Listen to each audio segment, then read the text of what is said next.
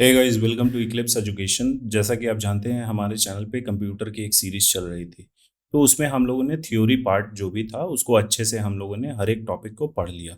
हालांकि इसके regarding practice set जो है एमसीक्यू का, वो मैं पहले से ही वीडियो ला रहा था, जिसमें 3 प्रैक्टिस सेट ऑलरेडी हमारे चैनल के प्लेलिस्ट पे अपलोडेड है। तो आज से हम लोग इस सेशन को कंटिन्यू करने वाले हैं। तो इस सीरीज में मैं 20 मोस्ट इंपॉर्टेंट एमसीक्यू डिस्कस करूंगा, कंप्यूटर फंडामेंटल्स और कंप्यूटर एडवांस से भी रिलेटेड। तो जो भी टॉपिक हमने थ्योरी में देखे थे उससे रिलेटेड ही ये क्वेश्चंस रहेंगे। तो चलिए स्टार्ट करते हैं। सबसे पहला क्वेश्चन है, डिफरेंस इंजन का आविष्कारक कौन है? तो यहाँ ऑप्शन दिया गया है Charles Babbage, Alan Turing, Seymour Cray या फिर इनमें से कोई नहीं। तो इसका राइट आंसर होगा चार्ल्स बैबेज। तो डिफरेंस इंजन क्या था? ये कंप्यूटर हिस्ट्री ऑफ कंप्यूटर्स में हमने देखा था कि डिफरेंस इंजन का आविष्कार कैसे हुआ, किन परिस्थितियों में हुआ और किनने किया था। तो डिफरेंस इंजन एक मैकेनिकल कंप्यूटर था जो कि भाप से चलता था, यानी कि स्टीम से। और यह 1820 में इन्वेंट किया गया था, 1820 में चार्ल्स बैबेज जी के द्वारा। ठीक 10 साल बाद उसी इंजन का थोड़ा सा एडवांस्ड वर्जन एक और उन्होंने इन्वेंट किया था चार्ल्स बैबेज जी ने, जिसका नाम था एनालिटिकल इंजन। तो ये 1830 में उन्होंने खोजा था। तो ये बात आप लोग ध्यान रखिएगा, एग्जाम में क्वेश्चन आ सकते हैं, डिफरेंस इंजन या फिर एनालिटिकल इंजन के आविष्कारक कौन थे?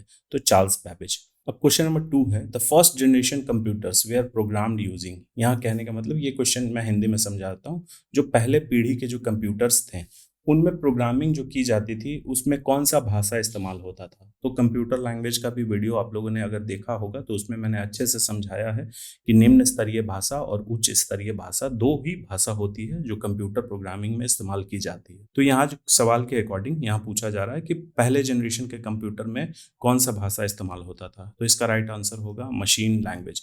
मशीन लैंग्वेज जिसे मशीन कोड या बाइनरी कोड भी बोला जाता है, जिसमें सिर्फ दो ही संख्या इस्तेमाल होता है, 0 और 1, और यह कंप्यूटर डायरेक्ट समझ सकता है। अब थोड़ा सा हम लोग फर्स्ट जनरेशन कंप्यूटर के बारे में जान लेते हैं। इसका जो आविष्कार हुआ था, यह दौर था 1940 से लेके 1956 तक। ये फर्स्ट जनरेशन कंप्यूटर का सबसे पहला कंप्यूटर था, एनियाक। एग्जाम में ये भी क्वेश्चन आ सकता है। अब चलिए आगे बढ़ते हैं हम लोग क्वेश्चन नंबर 3 की तरफ। कंप्यूटर नेटवर्क में किस प्रकार के संसाधन के साझा, यानी कि उसे शेयर करना, सामान्य संसाधन होने की सबसे अधिक संभावना है? अब ये क्वेश्चन में बोला जा रहा है कि एक कंप्यूटर नेटवर्क में सबसे ज्यादा जो शेयर किया जाने वाला जो डिवाइस है, जो उपकरण है, इन सब अवेलेबल ऑप्शन में से सबसे ज्यादा किनकी संभावना है कि वो शेयर किया जाता है? प्रिंटर का शेयर किया जाता है, स्पीकर का, फ्लॉपी डिस्क ड्राइव का, या फिर कीबोर्ड का? तो ये हम सभी को पता है, प्रिंटर एक ऐसा उपकरण है जो एक कंप्यूटर नेटवर्क में सबसे ज़्यादा शेयर किया जाता है। जैसे सपोज करिए एक ऑफिस है जिसमें 20 कंप्यूटर लगे हुए हैं, तो उसमें प्रिंटर एक ही होता है, तो 20 कंप्यूटर उस नेटवर्क में प्रिंटर को शेयर करते हैं। हर एक व्यक्ति जब प्रिंट कमांड देगा तो उसी प्रिंटर से प्रिंट होगा। तो यही हुआ एक नेटवर्क पे प्रिंटर को शेयर करने का मतलब, इस क्वेश्चन के अकॉर्डिंग। अब क्वेश्चन नंबर 4 हम लोग देखते हैं, इंटरनेट कनेक्शन के लिए कौन सा डिवाइस या उपकरण आवश्यक है? तो ऑप्शन में हम लोग देखते हैं जॉयस्टिक, स्कैनर, सीडी ड्राइव या फिर एनआईसी कार्ड। तो जॉयस्टिक एक इनपुट डिवाइस है जिसके जरिए हम लोग कंप्यूटर में गेम खेलने के लिए इस डिवाइस का इस्तेमाल करते हैं। अगर कंप्यूटर में कोई गेम खेलना है तब हम लोग जॉयस्टिक लगाते हैं। स्कैनर किसी भी डॉक्यूमेंट को स्कैन करने के लिए इस्तेमाल किया जाता है, यह एक इनपुट डिवाइस है। सीडी ड्राइव, ऐसा ड्राइव जिसमें हम लोग सीडी लगाते हैं। तो पहले के कंप्यूटर में आते थे, हालांकि अब तो सीडी ड्राइव नहीं आता है, लेकिन वो लोग इस्तेमाल इसे नहीं करते हैं। तो ये एक इनपुट डिवाइस है। एनआईसी कार्ड, एनआईसी कार्ड मतलब होता है network interface card. Computer network में इसे हमने अच्छे से समझा था। इसका आंसर है एनआईसी कार्ड। यहाँ इमेज मैंने दिखाया है, यह है आपका एक नेटवर्क इंटरफेस कार्ड। यह कंप्यूटर के मदरबोर्ड पे लगाया जाता है। यह जो स्लॉट है यह कंप्यूटर के मदरबोर्ड पे लगता है, और यह इसका बाहरी पोर्शन है जिसमें कंप्यूटर जो नेटवर्क केबल होता है वह इसमें आके लगता है, तभी हमारा कंप्यूटर जो है वह इंटरनेट से कनेक्ट होता है। अब क्वेश्चन नंबर 5 हम लोग देखते हैं, यूनिवैक क्या है? तो यह जनरेशन ऑफ कंप्यूटर्स में, यानी कि कंप्यूटर की पीढ़ी, वीडियो में मैंने अच्छे से बताया था यूनिवैक, उसका इमेज भी मैंने दिखाया था। तो यहाँ पूछा जा रहा है इसका फुल फॉर्म क्या है? तो इसका राइट आंसर होगा यूनिवर्सल ऑटोमेटिक कंप्यूटर। अब यूनिवैक के बारे में थोड़ा सा हम लोग जान लेते हैं। यह एक पहला कमर्शियल, मतलब कि जो बेचे जाने वाला कंप्यूटर था, और यह पहला कंप्यूटर था जो प्रोग्रामिंग लैंग्वेज इस्तेमाल किया गया था इसमें। जैसे कि प्रोग्रामिंग लैंग्वेज आपका बेसिक हो गया, फोर्ट्रन हो गया और कोबोल हो गया।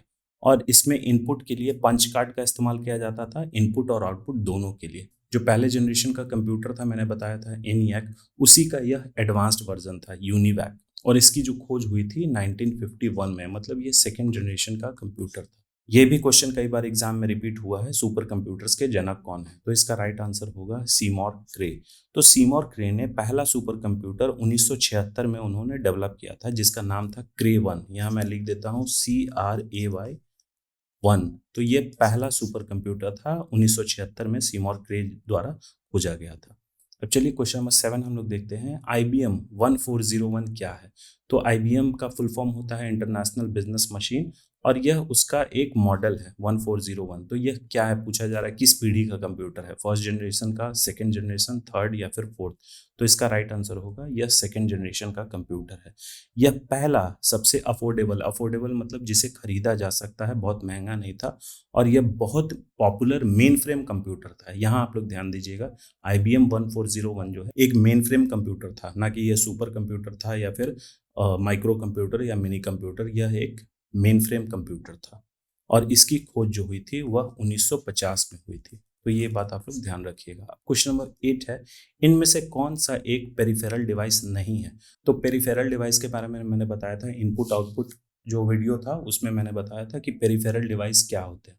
तो यह ऐसे उपकरण होते हैं जो कंप्यूटर में लगाने से कंप्यूटर का जो बेसिक टास्क है, इनपुट आउटपुट, प्रोसेस, रिजल्ट देना और डेटा को स्टोर करना, इनके अलावा यह क्या करता है, कंप्यूटर में थोड़ी सी हमें सहूलियत दे देता है, उसके फंक्शंस को थोड़ा बढ़ा देता है। लेकिन इनके रहने या ना रहने से कंप्यूटर का जो बेसिक काम है उस पर कोई असर नहीं पड़ता। तो यही पूछा जा रहा है कि इन ऑप्शंस में से कौन सा एक पेरिफेरल डिवाइस नहीं है? तो कीबोर्ड है, कीबोर्ड एक पेरिफेरल डिवाइस है। टच स्क्रीन भी एक पेरिफेरल डिवाइस है। डिजिटल कैमरा एक इनपुट पेरिफेरल डिवाइस है। ऑपरेटिंग सिस्टम एक पेरिफेरल डिवाइस नहीं है। तो इसका राइट आंसर होगा ऑपरेटिंग सिस्टम। ऑपरेटिंग सिस्टम एक सिस्टम सॉफ्टवेयर है जिसकी मदद से हम कंप्यूटर के हार्डवेयर को यूज कर सकते हैं। अब चलिए क्वेश्चन नंबर 9 हम लोग देखते हैं, कंप्यूटर हार्डवेयर की क्या विशेषताएं हैं? तो यह मैंने हार्डवेयर और सॉफ्टवेयर के लेक्चर में अच्छे से समझाया था कि सॉफ्टवेयर क्या होता है और हार्डवेयर क्या होता है। तो चलिए ऑप्शंस हम लोग देखते हैं। कंप्यूटर सिस्टम के भौतिक घटक, मतलब कि जो फिजिकल कंपोनेंट्स होते हैं वो हार्डवेयर हैं। अब दूसरा ऑप्शन देखते हैं, इनको छू और देख सकते हैं। तीसरा, इन्हें एक स्थान से दूसरे स्थान ले जा सकते हैं। तो यह तीनों कंप्यूटर हार्डवेयर की विशेषताएं हैं, तो इसीलिए उपयुक्त सभी इसका राइट आंसर होगा।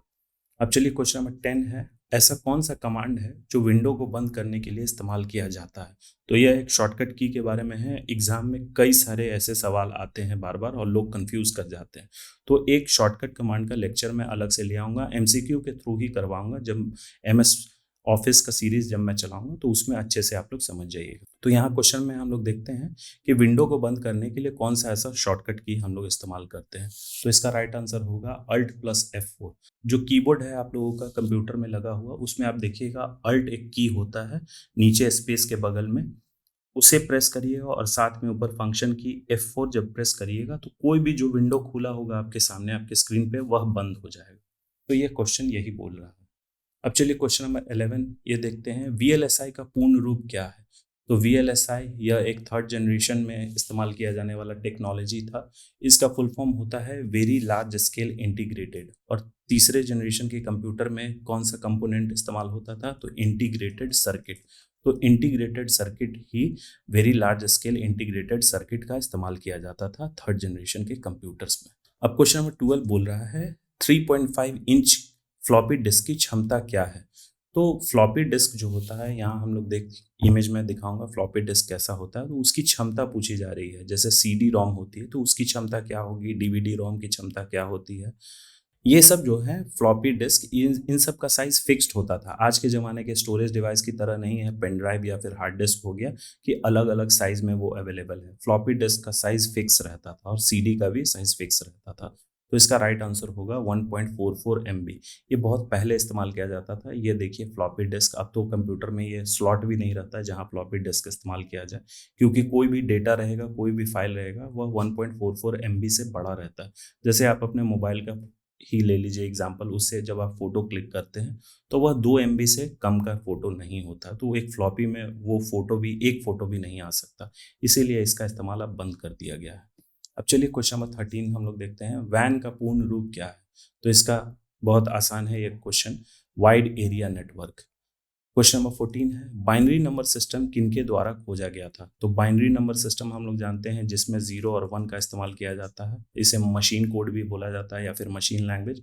तो यह पूछा जा रहा है कि यह किनके द्वारा खोजा गया था। तो इसका राइट आंसर होगा गॉटफ्रीड विल्हेम लिबनीज।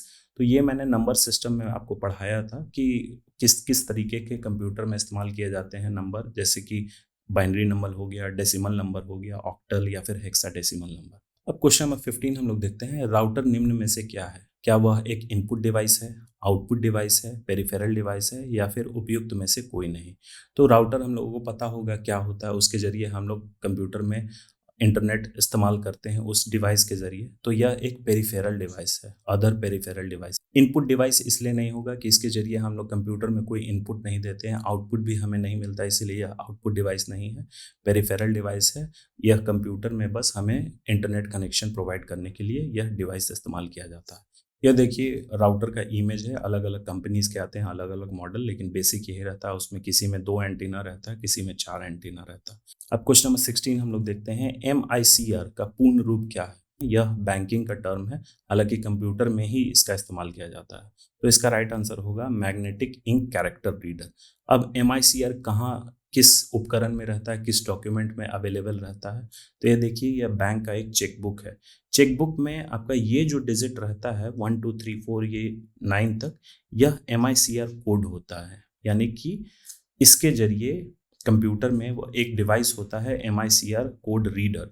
तो उसमें क्या होता है, जब चेक इंसर्ट किया जाता है तो वह सिर्फ इसी कोड को रीड करता है, क्योंकि वह मशीन सिर्फ डिज़ाइन किया गया है MICR कोड पढ़ने के लिए ही। वह इस कोड को पढ़ लेता है और फिर वेरीफाई करता है कि यह चेक जो है असली है या नकली है। चलिए अब इसके आगे हम लोग देखते हैं क्वेश्चन नंबर 17, कार्यालय लैन यानी कि ऑफिस में एक लैन सेट किया गया है जो बड़े पैमाने पर भौगोलिक रूप से बिखरे हुए हैं। तो भौगोलिक रूप से सपोज करिए एक शहर में यहाँ एक ऑफिस है, दूसरा ऑफिस यहाँ है, तीसरा ऑफिस यहाँ है। एक देश की मैं बात कर रहा हूँ, हमारे भारत देश की। तो अलग अलग शहरों में अलग अलग ऑफिस है और हर ऑफिस में अपना अपना एक लैन सेटअप है। तो यह पूछा जा रहा है कि भौगोलिक रूप से जो बिखरे हुए हैं कॉरपोरेट के उपयोग से जुड़े हो सकते हैं। यहाँ पूछा जा रहा है कॉरपोरेट के उपयोग से जुड़े हो सकते हैं, मतलब कॉरपोरेट यानी कि कंपनीज के काम के लिए वो कैसे जुड़ सकते हैं एक दूसरे से। यह एक लैन है, यह एक लैन है, यह एक लैन है और सब दूसरे दूसरे शहर में। तो हम लोगों ने पढ़ा था नेटवर्क में कि सबका क्या रेंज होता है, मतलब उनका विस्तार कितने दूरी तक हो सकता है। तो जब बहुत ज़्यादा डिस्टेंस है तो उसमें क्या होता है, बहुत सारे लैन मिलके एक वैन बनाते हैं। एक शहर के अंदर ही होगा तो बहुत सारे लैन मिलके एक मैन बनाएंगे और मैन बहुत सारे मैन मिलके एक लैन बनाता है। तो इसका राइट आंसर हो गया वैन यानी कि वाइड एरिया नेटवर्क। हो सकता है यह ऑफिस दूसरे देश में भी हो, तो उससे भी जब हम लोग कनेक्ट होते हैं तो यह एक वैन का निर्माण करता है। अब क्वेश्चन नंबर 18 है, GUI का फुल फॉर्म क्या है। तो हम सभी को पता है, इसका राइट आंसर होगा ग्राफिकल यूजर इंटरफेस। अब ग्राफिकल यूजर इंटरफेस क्या होता है। तो आज के ज़माने में जो ऑपरेटिंग सिस्टम इस्तेमाल किया जा रहा है, चाहे विंडोज़ हो या फिर मैक हो, एंड्रॉयड हो या गूगल हो, कोई सा भी हम लोग जो ऑपरेटिंग सिस्टम इस्तेमाल कर रहे हैं उसमें क्या होता है, वॉलपेपर होता है, आइकन्स होता है, इस तरीके के इमेज होते हैं। तो इसे ही बोला जाता है GUI इंटरफेस, मतलब कि इसमें ग्राफिक्स का इस्तेमाल, शब्दों का भी इस्तेमाल किया गया है और पिक्चर्स का भी इस्तेमाल किया जाता है। लेकिन पहले के ज़माने के जो ऑपरेटिंग सिस्टम होते थे वह ऐसे नहीं होते थे, वह कैरेक्टर यूज़र इंटरफेस, उसमें सिर्फ शब्द स्क्रीन पे दिखाई देता था। एक काला स्क्रीन है, उस पर सिर्फ वाइट कलर का कैरेक्टर्स लिखा रहा है। अब चलिए क्वेश्चन नंबर 19 हम लोग देखते हैं, जब प्रोसेसर डेटा और प्रोग्राम का उपयोग करता है तो उन्हें कहाँ संग्रहित किया जाता है। मतलब कि प्रोसेसर जो है CPU जब डेटा को और प्रोग्राम को यूज़ कर रहा है तो उस समय उसे कहाँ स्टोर करता है। तो ये हमने मेमोरी सेक्शन में देखा था, क्या है इसका, प्राइमरी मेमोरी, जिसे मेन मेमोरी भी बोला जाता है। तो मेन मेमोरी ही कंप्यूटर को सबसे पहले इस्तेमाल करता है और उसी में डेटा जब उस पर प्रोसेस कर रहा है, प्रोसेस करने के बाद वह सेकेंडरी मेमोरी में स्टोर करता है। लेकिन जिस वक्त कंप्यूटर उस डेटा को प्रोसेस कर रहा है तब तक वह डेटा जो है प्राइमरी मेमोरी में स्टोर्ड रहता है। अब इस सीरीज का सबसे लास्ट क्वेश्चन है question number 20, CUI operating system कौन सा है। तो अभी मैंने लास्ट स्लाइड में बताया था GUI का फुल फॉर्म क्या होता है। अब यहाँ पूछा जा रहा है कि CUI character user interface operating system का कौन सा उदाहरण है। तो यहाँ ऑप्शन में दिया गया है यूनिक्स, एक CUI ऑपरेटिंग सिस्टम है, MS-DOS एक CUI ऑपरेटिंग सिस्टम है, तो इसीलिए इसका राइट आंसर होगा बोथ ए एंड बी। तो यहाँ हम लोग इमेज देख सकते हैं, यह CUI है यानी कैरेक्टर यूजर इंटरफेस, यह MS-DOS का इंटरफेस है। MS-DOS जो ऑपरेटिंग सिस्टम था यानी कि पहले के ज़माने में इस्तेमाल किया जाता था, उसका वो कुछ इस प्रकार का दिखता था। उसमें पिक्चर्स और ये वॉलपेपर नहीं होते थे और उसमें माउस भी नहीं इस्तेमाल किया जाता था, सब कुछ कीबोर्ड से ही, कमांड से ही काम होता था। तो चलिए यहाँ हमारा प्रैक्टिस सेट 4 जो है MCQ का, वह कंप्लीट होता है। अब बहुत जल्द ही मतलब नेक्स्ट डे ही मैं प्रैक्टिस सेट 5 ले आऊँगा और यह प्रैक्टिस सेट रेगुलर बेसिस पे रहेगा। डेली सुबह में मैं इसे अपलोड कर दूँगा। तो हमारे चैनल के साथ बने रहिए। So thank you.